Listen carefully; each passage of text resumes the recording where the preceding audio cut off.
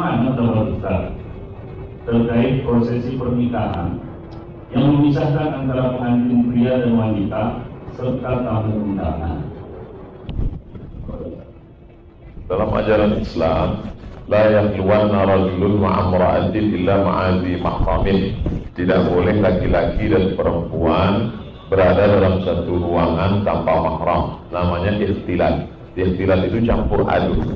Hanya saja memahami prakteknya ikhtilat itu bagaimana. Dulu kami ketika dengan Ustaz Sutris Nobadrul di Mesir, nama persatuannya Kelompok Studi Mahasiswa Riau, KSMR. Jadi kami, senior-senior kami KSMR ini termasuk yang ketat dalam masalah ikhtilat.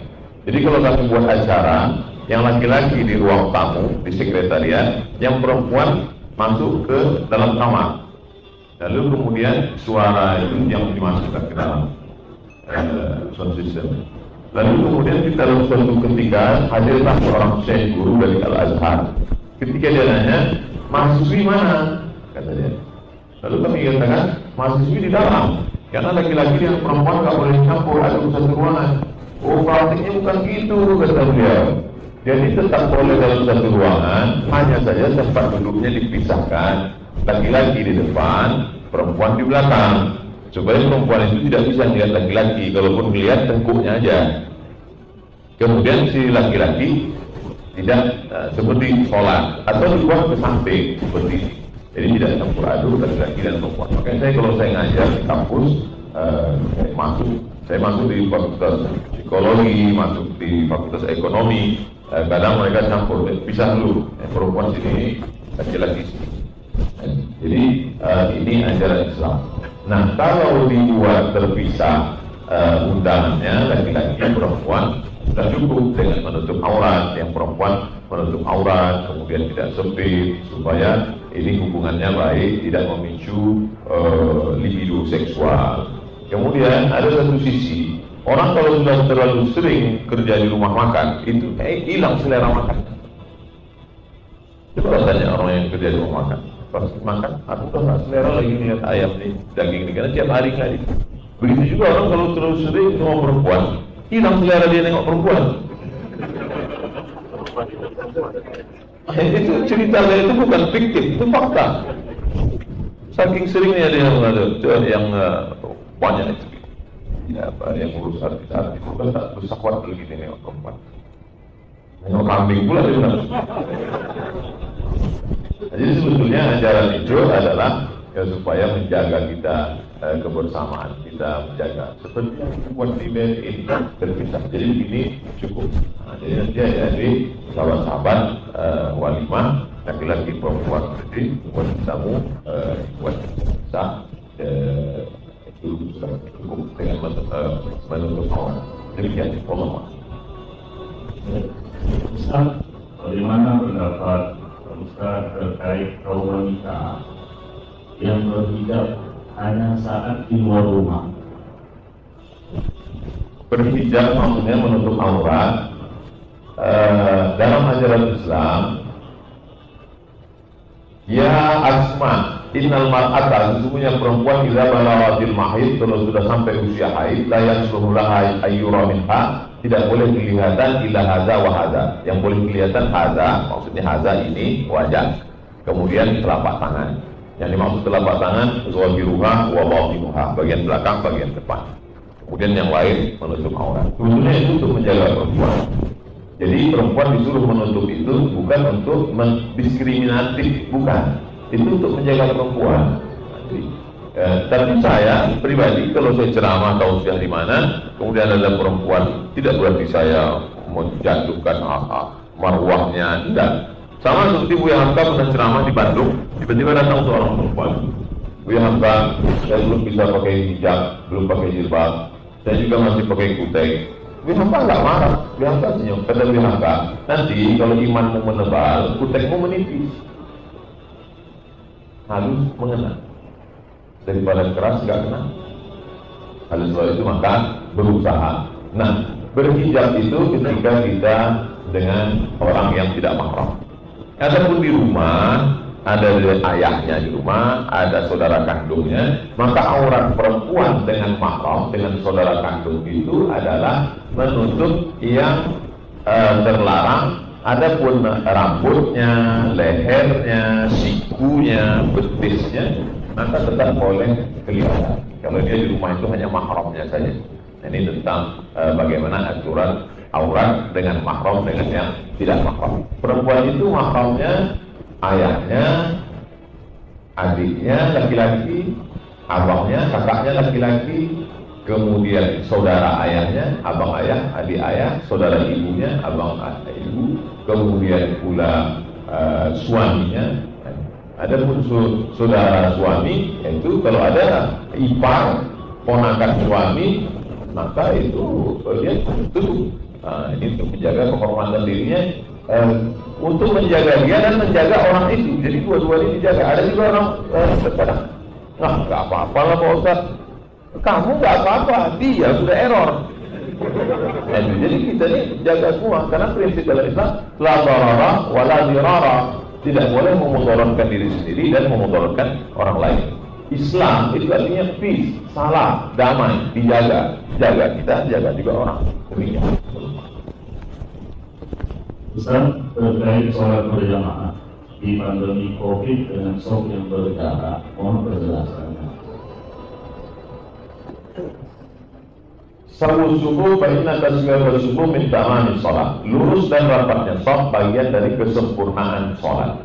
Jadi kalau ada orang sholat, sholatnya tidak rapat, sholatnya sah, hanya saja tidak sempurna pada saat normal. Sekarang new normal, kan? New normal itu sebetulnya bahasa halus dari enggak normal. New normal itu enggak normal sebetulnya. Kita diajak, cuman kalimatnya dipilih yang familiar supaya kita enggak stres. Coba kalau dibuat keadaan sekarang enggak normal, jadi dibuat apa namanya? New normal. Jadi sebetulnya tidak normal. Nah, pada saat normal saja tetap sah, apalagi karena darurat. Jadi sebetulnya di zona merah dan di zona hitam itu tidak ke masjid, karena dalam tuntunannya firra minal majzum firaraka minal asad. Larilah engkau dari penyakit menular seperti lari dari singa.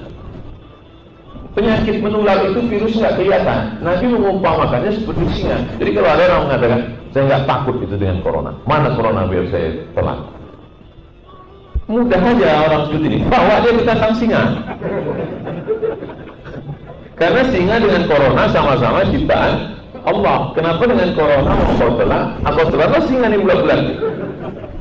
Gitu. Jadi agama Islam itu logis, mengajak kita untuk berakal, berpikiran.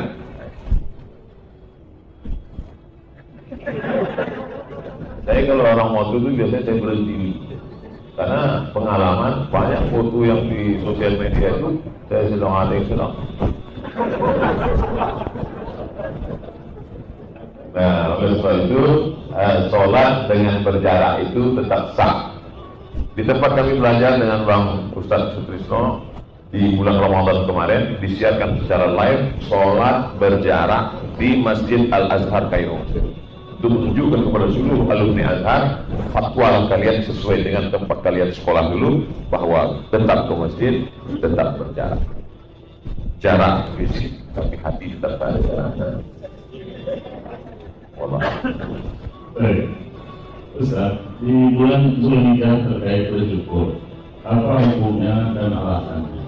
Dan seandainya bersyukur tanpa rukun, hukumnya bagaimana? Praktek berkurban zaman Nabi itu detailnya begini.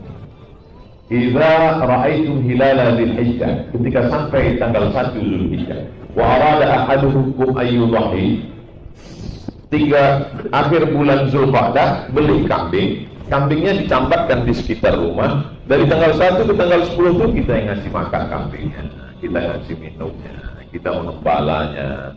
Nah, begitu prakteknya.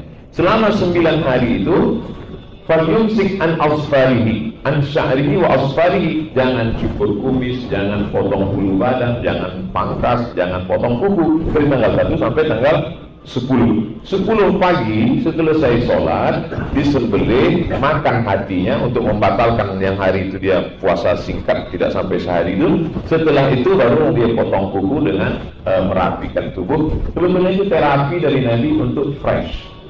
Karena kita baru saja bertobat, sebagaimana orang di tanah suci sana tahallul, cukur rambut bersih, maka kita di tanah air yang tidak bisa melaksanakan haji dan umrah, kita juga merasakan fresh, perasaan yang sama. Dosa terampuni, darah kurban menetes ke tanah, sebagaimana cepatnya tetesan darah lebih cepat ampunan Allah, dan kita pula merasakan, kita kan kalau habis potong kuku, lalu kemudian dipangkas, lalu kemudian membersihkan, itu kan kita fresh, suasana baru, psikologisnya baru, fisiknya juga terasa seperti baru. Sebetulnya itu pesan yang ingin disampaikan. Tapi bahwa cukur bulu badan dengan potong kuku dari tanggal 1 sampai 10 itu bukan wajib, tidak terkait dengan rukun syarat wajib kurban, bukan rukun, bukan syarat, bukan wajib. Jadi kalau ada di antara bapak ibu beberapa hari ini ada potong kuku atau cukur jenggot atau potong kumis, maka kurbannya tetap sah. Jangan gara-gara nonton berita itu di TV, di channel YouTube, lalu kemudian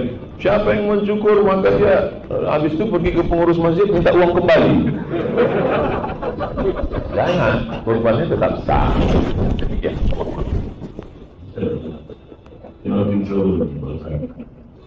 Ustaz mohon arahnya. Pernikahan virtual di tengah pandemi COVID bagaimana?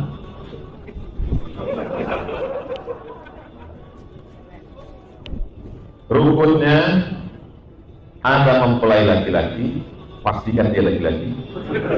Karena di beberapa kasus ternyata perempuan yang berdandan laki-laki.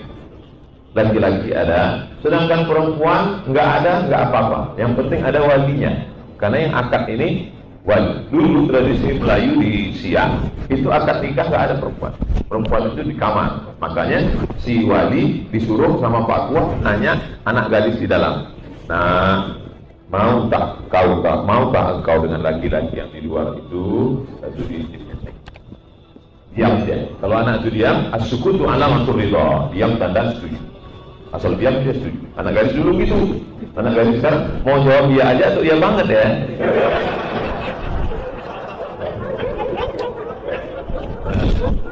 Ada wali, ada mempelai laki-laki, ada wali dari perempuan. Ada 2 orang saksi, la nikaha illa biwaliyin wa syahidain adlin. Tidak sah nikah kalau tidak ada wali dan 2 orang saksi. Ada mahar, ada ijab, ada qabul. Bulan. Usahakan nama mempelai laki-laki itu dengan nama saksi itu jangan mirip-mirip. Karena biasanya kadang grogi si wali itu kan grogi. Karena pernah kasus kebetulan nama mempelai itu pakai Abdul, saya jadi saksi, dipanggilnya, hai Abdul Somad. Hampir saya jawab iya. Ini pelajaran. Jadi nampaknya simpel tapi teknisnya itu berbahaya. Jadi hai bulan bin bulan, ya Pak. Itu untuk menunjukkan bahwa dia sadar. Karena kadang nervous atau apa nggak sadar. Hai bulan bin bulan, ya Pak. Aku nikahkan engkau dengan anakku dengan mahar sebentuk cincin emas tunai. Aku terima nikah anak bapak dengan mahar sebentuk cincin emas tunai. Usahakan yang terlalu panjang. Dengan mahar 33 gram, 85 dolar. Nah, sebagian mazhab mensyaratkan mesti ittihadul majlis. Makna ittihadul majlis, satu majlis, satu tempat. Semuanya itu mesti dalam ittihadul majlis. Walinya di situ, saksinya di situ, mempelai laki-lakinya di situ, ittihadul majlis. Ini syarat yang terketat. Jadi nanti kalau ada ustaz mengatakan nikah online, nikah virtual enggak sah karena tidak ittihadul majlis, tak satu majlis. Sedangkan mazhab yang lebih longgar mengatakan boleh kalau tidak ada unsur tipu. Maksudnya tidak ada unsur tipu. Misalnya calon mantunya itu sedang di Al-Azhar Mesir Kairo. Judul pernikahannya Ketika Cinta Bertasbih. Menggunakan aplikasi Zoom. Walinya di sini. Lalu ditanyanya calon mantunya yang di Kairo. Wahai fulan bin fulan. Karena pakai Zoom tentu ada beberapa detik kosong. Iya, signal rusak. Ulang lagi. Iya Bapak. Iya. Aku nikahkan engkau dengan anakku dengan mahar sebentuk cincin emas tunai. Aku terima nikahan anak Bapak dengan mahar sebentuk tunai. Kata saksi dua orang, sah. Maka sahlah itu.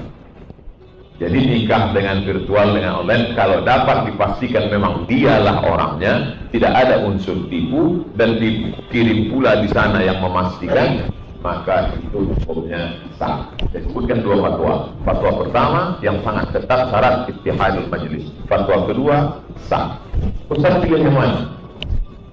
Saya pakai fatwa yang kedua. Kalau selamat dari tipu, maka saya memilih kedua, sah dengan syarat dan ketentuan berlaku. Berarti sah ya? Kalau Ustaz sepertinya di luar negara.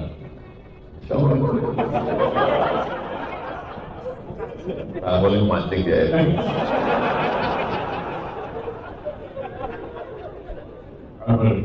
Baik, Ustaz, seorang laki-laki atau perempuan sudah menikah, tapi punya kesamaan dengan pria atau wanita lain. Bagaimana dalam pandangan Islam? Itu judul lagunya Kutu Bujana. Atau ada yang lebih ekstrim lagi, banana ampek dan nanti juga. Oleh sebab itu maka perselingkuhan itu dua. Ada namanya perselingkuhan fisik, ada namanya perselingkuhan non fisik. Yang dimaksud dengan perselingkuhan fisik dengan fisiknya dia berhubungan dengan orang lain. Tapi ada perselingkuhan non fisik, dia tidak menjalin hubungan dengan orang, tapi dibayangkannya orang, divisualisasikannya orang, berimajinasi dia. Maka dalam Islam kalau ada orang mengalami hal seperti itu, walladzina idza fa'alu fahsyatan, ketika dia melakukan perbuatan itu dalam pikirannya, zakarullah, dia segera berzikir mengingat Allah, fastaghfirullah, langsung minta ampun. Bertiga prosesnya, berzikir mengingat Allah, minta ampun kepada Allah, walam yusirru, stop, jangan lagi. Laki-laki bisa terjadi, perempuan juga bisa terjadi. Teringat pada orang, karena ada orang berpendapat dia pakai pepatah, hijau rumput di taman lebih hijau rumput tetangga. Oleh sebab itu maka mesti berhati-hati betul dalam masalah ini. Semuanya berawal dari mata. La tattabi'u khutuwati syaitan. Jangan ikut langkah-langkah setan. Setan tidak pernah mengajak untuk berzina, tapi setan mengajak ikuti step-step, langkah-langkah. Berawal dari pandangan mata. Ada 6 langkah. Pertama, nazratun, pandangan. Setelah pandangan, fabtisamun, senyuman. Setelah senyuman, fakalamun, sihir. Pertama, pandangan. Setelah pandangan, senyuman. Alhamdulillah sekarang pakai masker. Tak tahu kita orang tak senyum atau tidak. Tiba-tiba keluar dari suara. Pertama, nazratun, pandangan. Yang kedua, fabtisamun, senyuman. Setelah itu, fakalamun, ngomong. Hai, say hello. Setelah itu, famau'idun, janjian. Setelah janjian, faliqa'un, pertemuan. Kalau sudah begitu, maka terjadilah apa yang terjadi. Alhamdulillah. Oleh sebab itu, ini Islam sebetulnya menjaga ini. Supaya jangan sampai terjadi perselingkuhan, perzinahan, seks bebas, dan lain sebagainya. Maka kita sebagai seorang yang yakin bahwa segala perbuatan kita, bayangkan kalau perempuan itu adalah adik kita, keponakan kita. Saya selalu mengingatkan itu. Karena itu metode yang diajarkan Nabi. Ya Rasulullah, izinkan aku berzina. Sahabat sudah nyambut pedang. Ini orang lancang sekali, pancung kepalanya. Jangan. Bagaimana kalau orang berzina dengan adik? Bagaimana kalau orang berzina dengan kakak? Bagaimana kalau orang berzina dengan anakmu? Bagaimana kalau orang berzina dengan ibu? Ya. Jadi kita selalu mengaitkannya ke diri kita. Saya kebetulan adik perempuan tak ada, anak perempuan anak saya laki-laki, tapi saya punya keponakan perempuan menginjak usia remaja. Jadi saya selalu membayangkan bagaimana kalau orang melakukan sesuatu, selalu saya doakan, hampir setiap sholat saya doakan, jaga anak keponakan keluarga. Jadi jangan sampai kita melihat perempuan itu sebagai objek. Perempuan adalah ibu kita, perempuan adalah adik kita, perempuan adalah kakak kita. Kalau begitulah orang cara pandang kesempurnaan iman itu begitu. La yu'minu ahadukum, kamu tidak beriman hatta yuhibba li akhihi, sampai kau sayang kepada saudaramu ma yuhibbu li nafsihi, bagaimana kau sayang pada diri sendiri. Allah. Tapi Ustaz, saya ikhwan baru mulai kerja dengan penghasilan pas-pasan. Saya sudah ingin menikah, tapi kakak kandung tidak setuju dengan penghasilan finansial dulu cukup. Samping itu mungkin karena beliau belum menikah, takut dilangkahi. Boleh nggak saya menikah?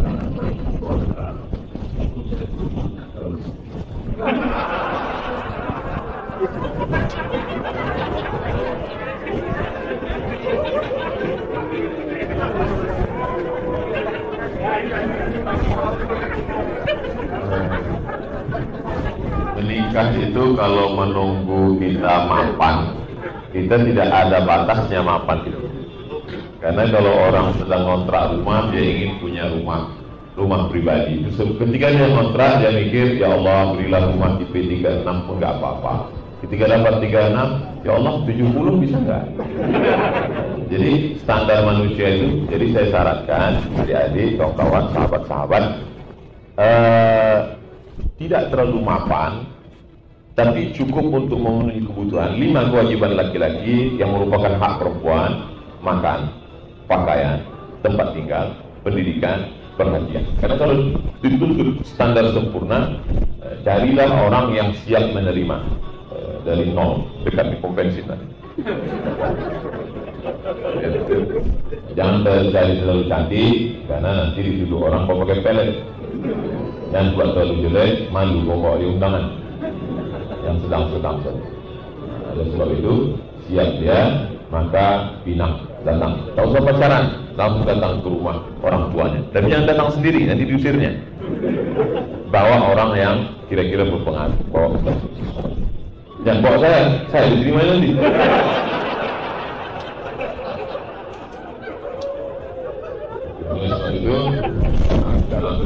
Ya, jangan berpikir terlalu berlama-lama. Saya pulang ke Pekanbaru tahun 2008. Waktu itu umur 31. 2008. Dan saya berpikir begitu, saya harus mapan, saya harus mandiri saat ini. Akhirnya 2012 baru menikah. Kemudian anak lahir 2013. Jadi sekarang umur 43, anak baru kelas 1 SD. Sementara kawan-kawan saya itu hampir bercucu. Nah, itu. Jadi jangan terlalu berpikir, yang penting udah pekerjaan tetap ada penghasilan, lalu kemudian niat baik itu disegerakan. Demikian. Bagaimana kalau laki-laki menikah tanpa izin keluarga? Laki-laki itu nggak punya wali. Yang perlu pakai wali itu perempuan. Tapi jangan sampai gara-gara mendengar pengajian ini pulang ke rumah, kemudian ngomong, ayah, ibu, semua, aku mau nikah, tapi kalian izin nggak penting lah. Itu bukan. Ini yang saya katakan bahwa kita ini kan hidup itu tidak selamanya hukum. Hukum itu halal, haram, makruh, mubah, syarat, rukun, wajib, sunnah. Hidup ini tidak selamanya hukum, tapi ada akhlak di sana. Jadi orang kalau cuma ngaji hukum hatinya keras. Di sana ada akhlak. Ayah, ma, abang, adik, aku mau nikah dengan dia. Aku tak setuju sama dia. Jangan kau nikah sama orang Jawa. Jatuh kali derajat kita kan orang Jawa. Jangan nikah sama orang Batak. Masa dari emas langsung jadi tulang? Pahamkan dia, ayah, ibu, kita ini tinggal di negara Kesatuan Republik Indonesia. Apa bapak ibu tidak lihat itu burung Garuda besar? Apa yang tertulis di tangannya? Bhinneka Tunggal Ika. Yakinkan dia. Lalu kemudian terkait dengan, oh iya ini tapi abangmu belum menikah. Jodoh itu di kuasa Allah Ta'ala. Kalau sampai meyakini adik nikah, kakak belum nikah nanti tertunda, maka itu rusak akidah kita. Aku nggak percaya, kok bisa kultum sekarang? Panggil Ustaz yakinkan bapak itu. Kalau dengan Ustaz Wisnu tak yakin juga ya, panggil Ustaz Al-Nofina, suruh dia wakaf Ustaz. Jadi maksud saya musyawarahkan. Jadi tidak selamanya hukum. Ibu bekerja, ibu punya gaji. Bapak di rumah bekerja juga, punya gaji. Bedanya apa? Dalam gaji bapak ada hak ibu, yaitu nafkah. Tapi dalam gaji ibu nggak ada hak bapak. Setuju? Saya ulangi sekali lagi. Dalam gaji bapak ada hak ibu, yaitu nafkah. Karena ibu ini mesti diberi makan, pakaian, tempat tinggal, pendidikan, perhatian. Tapi dalam gaji ibu tak ada hak bapak. Tapi karena ibu ini cinta mati ke bapak, maka kemudian dia berikan, abang, ini gajiku, ini surat mobilku, ini surat tanah. Jangankan ini, hatiku, jiwaku kuberikan, ambil semuanya. Cuman sayangnya ini kan cuma di sinetron-sinetron.